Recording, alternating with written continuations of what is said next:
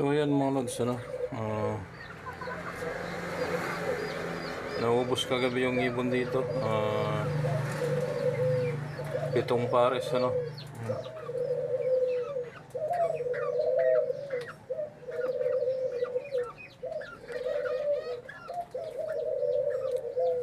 So wala siyang ibon ngayon. Inayos ko yung mga pugad, lininis yung pagkainan, saka yung inumin. So ngayon, itong mga to, dahil maliit yung kulungan, nililipat natin sila dito. Ayan o. So ayan, lilipat ko muna sila mga lods.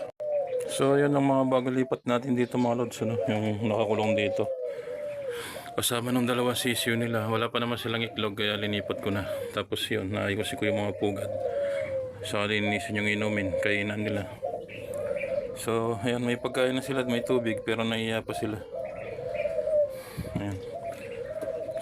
Kasi nagkapaguran pa. So paano mga lods, hanggang dito na lang. Follow for more, like and share.